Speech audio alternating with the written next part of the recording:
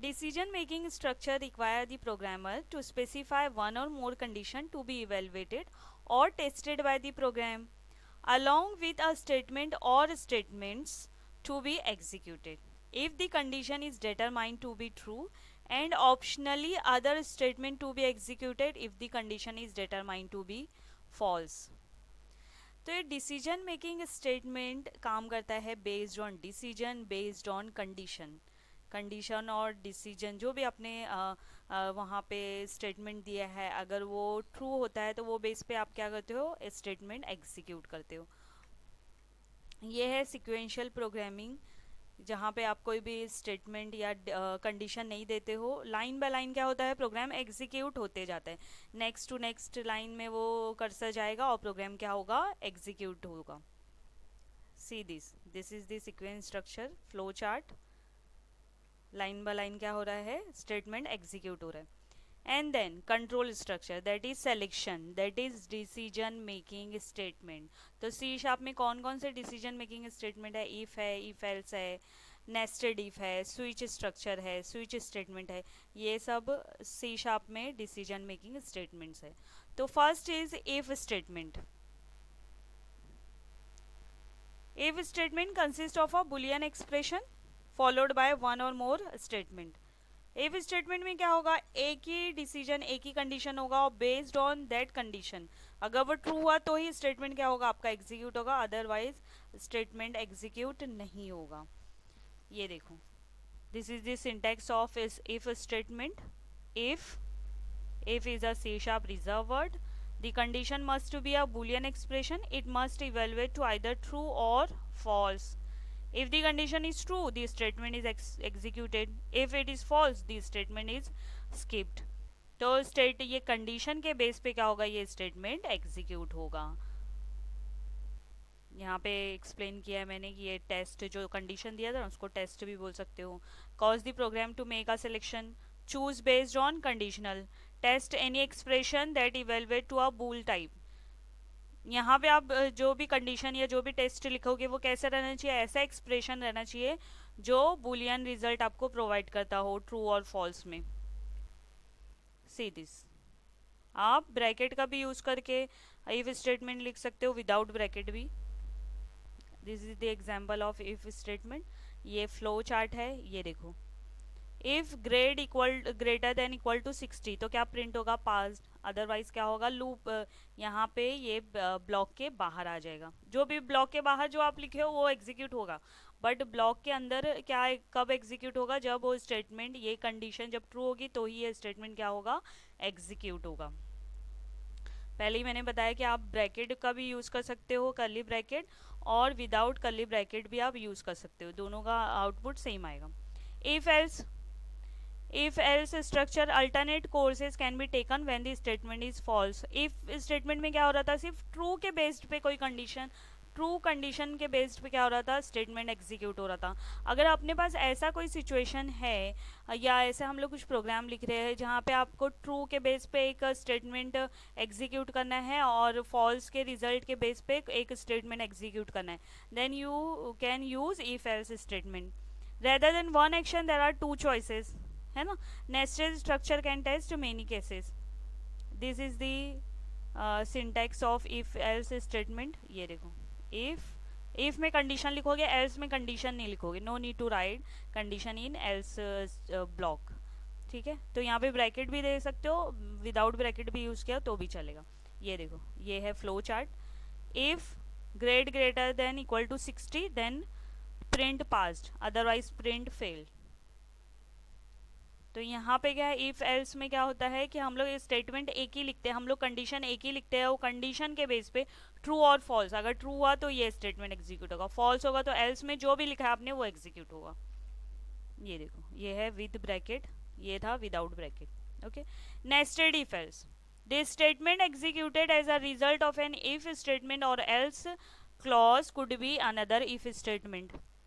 अभी पहले, सबसे पहले हम लोगों ने इफ स्टेटमेंट देखा जिसमें कंडीशन ट्रू है तो ही स्टेटमेंट एग्जीक्यूट हो रहा है। अब आपके पास है ना दो चॉइस हो गई, एक ट्रू और एक फॉल्स, तो हम लोगों ने इफ एल्स कर लिया, ठीक है। अब बहुत बार ऐसे होगा कि अपने पास you have more than one choice, तो आप क्या करोगे फिर, then you can use if else statement. ये देखो इफ एल्स इफ, ये नेस्टेड इफ। ये देखो if student grade greater than equal to 90 तो क्या प्रिंट करेगा, ए।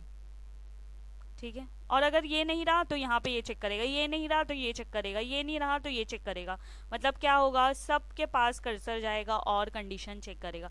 जो भी कंडीशन उसको फुलफिल होएगी, जो भी कंडीशन उसको रहेगा कि हाँ करेक्ट हो गई, फॉर ट्रू आया रिजल्ट, तो वो स्टेटमेंट क्या होगा, एग्जीक्यूट होगा। सब कंडीशन चेक किया, उसको एक भी कंडीशन ट्रू नहीं मिली तो क्या करेगा, वो पूरा ब्लॉक के बाहर आ जाएगा। कहाँ पे आ जाएगा, एल्स में।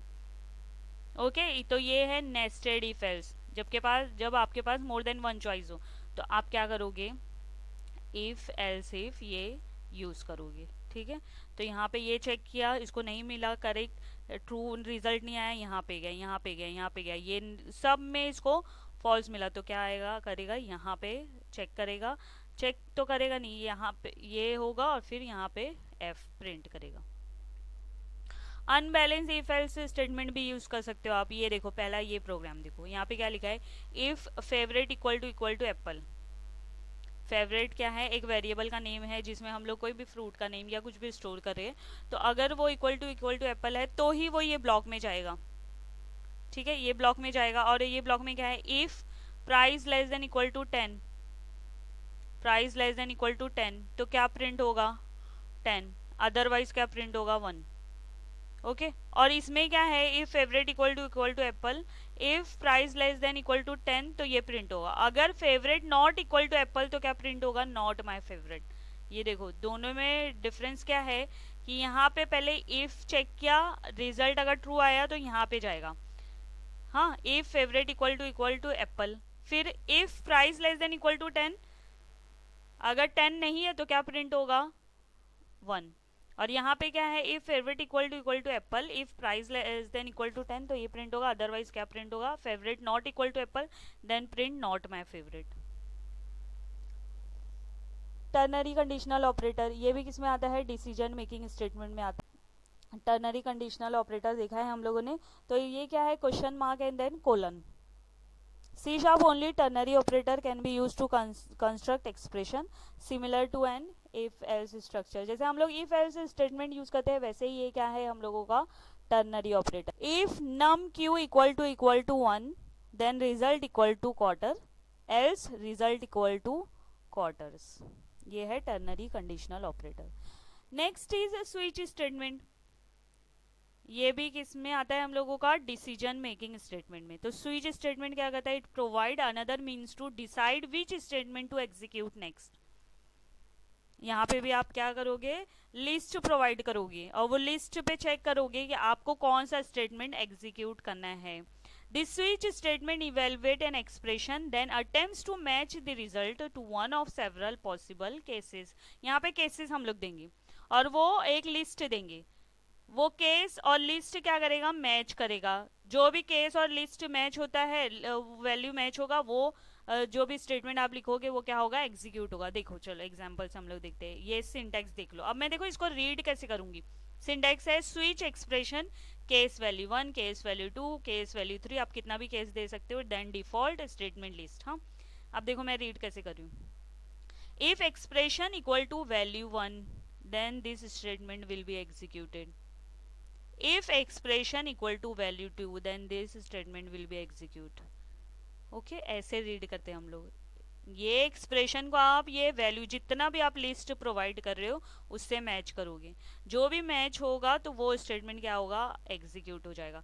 फिर अगर एक भी मैच नहीं हुआ तो क्या हो जाएगा, वो डिफॉल्ट में जाएगा और यहाँ पे जो भी लिखा है आपने वो एग्जीक्यूट होगा।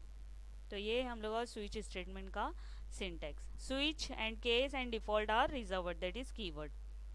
If expression match value 2 control jumps are here, है ना। अगर वैल्यू 1 है तो ये स्टेटमेंट एग्जीक्यूट होगा, ऐसे चेक करते जाएगा। ये देखो एग्जाम्पल, केस ए ट्रू है तो case A statement will be execute, otherwise B में जाएगा, चेक करते जाएगा। हाँ, जो भी उसको केस क्या मिलेगा, ट्रू मिलेगा, वही स्टेटमेंट एग्जीक्यूट होगा, अदरवाइज वो कहाँ पे जाएगा, डिफॉल्ट में। The expression of a switch statement must result in an integral data type like an integer or character or a string। Note that the implicit Boolean condition in a switch statement is equality. It try to match the expression with a value. The switch statement can have an optional default case as the last case in the statement. The default case has no associated value and simply use the reserved default. Default में हम लोग कुछ नहीं लिखते हैं ना, जब वो लिस्ट सबसे मैच करेगा तो अगर कोई भी मैच नहीं हो रहा है केस और लिस्ट तो फिर क्या करता है, डिफॉल्ट में जाएगा. If the default case is present control will transfer to it if no other case value match. If there is no default case and no other value match, the expression control fall through to the statement after the switch. A break statement is used as the last statement in each case statement is. हम लोग क्या करें, break statement हर एक देखो case के बाद लिख रहे हैं.